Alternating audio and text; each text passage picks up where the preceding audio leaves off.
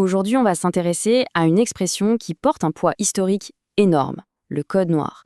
On va voir ensemble comment un texte ancien peut laisser des traces profondes, bien après qu'il ait officiellement disparu. Et cette phrase, elle est vraiment au cœur de tout ce qu'on va dire. L'idée que certains mots, ce n'est pas juste de l'encre sur une page, non. Ce sont des échos du passé, des échos qui résonnent encore très très fort aujourd'hui. Alors, pour commencer, revenons à la base. La première partie, c'est le texte lui-même. Parce que oui, tout part de là, d'un document. Un document historique qui a posé les fondations de tout un système. Il faut s'imaginer, on est en 1685, en plein règne de Louis XIV. C'est dans ce contexte bien précis que le Code noir est rédigé, puis promulgué. C'est vraiment là que tout commence. Et là, tout de suite, il y a une distinction super importante à faire. Officiellement, sur le papier, le Code noir, c'était une loi, un cadre juridique, point. Mais dans la réalité, en pratique, sa portée était beaucoup plus large. C'était un véritable système. Le cœur du réacteur, si on veut, c'est ça. La déshumanisation. C'était le principe central. Le texte posait une idée simple, mais d'une violence inouïe. Une personne noire n'était plus considérée comme un être humain. Elle était considérée comme un bien, comme un meuble. Et ce système, il s'appliquait vraiment à tous les aspects de la vie. L'objectif était clair. Il fallait déposséder la personne de tout ce qui fait son identité. On lui enlevait son nom. On lui imposait une religion. On lui interdisait ses racines. On contrôlait son corps. Et on brisait sa famille. Mais voilà, c'est là que tout bascule dans notre analyse. Parce que les dégâts les plus graves, en fait, ils n'étaient pas visibles. Au-delà de la violence physique, des chaînes, des coups, l'impact le plus profond, le plus durable, il s'installait ailleurs. Il s'installait dans l'esprit. C'est ça l'idée. Les chaînes physiques finissent par tomber, oui. L'abolition arrive. Mais certaines choses, elles, restent. L'héritage du système, lui, il ne disparaît pas comme ça. Il laisse des traces invisibles mais bien réelles. On entre maintenant dans la deuxième partie.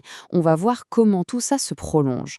On quitte le document historique, le texte, pour s'intéresser à son fantôme, en quelque sorte, à sa transformation en une sorte de programme mental, un code intérieur.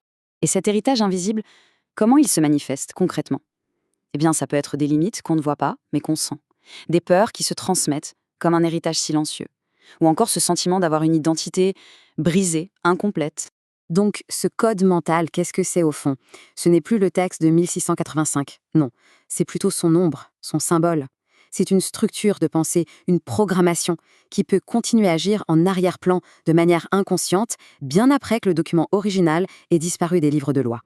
Alors, concrètement, aujourd'hui, comment cet écho peut se faire sentir ? On va essayer de faire le pont entre ce concept de code mental et des ressentis, des luttes intérieures bien réelles. Par exemple, cette sensation d'être retenu, d'essayer de s'élever, de progresser et de sentir comme une force invisible qui tire vers le bas. Ça, c'est une manière dont ces limites invisibles peuvent se manifester. Ou alors, ce sentiment paradoxal de sentir sa propre puissance, de savoir qu'on a un potentiel énorme, mais d'avoir presque un réflexe, une impulsion pour le bloquer, pour l'empêcher de s'exprimer complètement. Et puis, il y a ce doute, un doute profond, qui est là, mais sans qu'on sache vraiment d'où il vient. Ce manque de confiance de base, qui n'a pas de raison logique, ça peut être un écho de cette fameuse identité fragmentée. Bon, le but de tout ça, ce n'est pas juste de faire un constat un peu sombre. Pas du tout. C'est d'ouvrir une porte. Parce que comprendre ce mécanisme, c'est déjà le premier pas pour s'en libérer. On passe maintenant à la suite, le chemin vers la libération. Alors, comment on fait ? Le processus se fait en 2 étapes. D'abord, identifier pour pouvoir briser. Il faut mettre un nom dessus sur ce code intérieur. Parce qu'on ne peut déconstruire que ce qu'on a identifié. Et la deuxième étape, prendre conscience pour pouvoir transformer. La pleine conscience de ce mécanisme, c'est ce qui donne le pouvoir de le changer. Et ça nous amène à une première vérité vraiment libératrice. On n'est pas ce qui a été imposé. Notre identité profonde, notre essence, ne peut pas être réduite à une programmation qui nous vient de l'extérieur. Et la suite logique, c'est celle-ci. On est ce qu'on choisit de redevenir. La libération, c'est un choix actif, celui de se réapproprier son histoire, de reconstruire son identité et de redevenir pleinement soi. En fait, pour résumer, il y a comme 2 types de libération. Briser les chaînes physiques, c'est une étape, c'est fondamental évidemment, mais le véritable éveil, la vraie émancipation, c'est de réussir à briser les chaînes invisibles, celles qui sont à l'intérieur. Au final, tout ça nous amène à changer de perspective.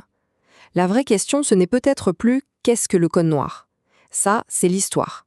La question, elle devient beaucoup plus personnelle. C'est plutôt est-ce que ce code, d'une manière ou d'une autre, vit encore à l'intérieur?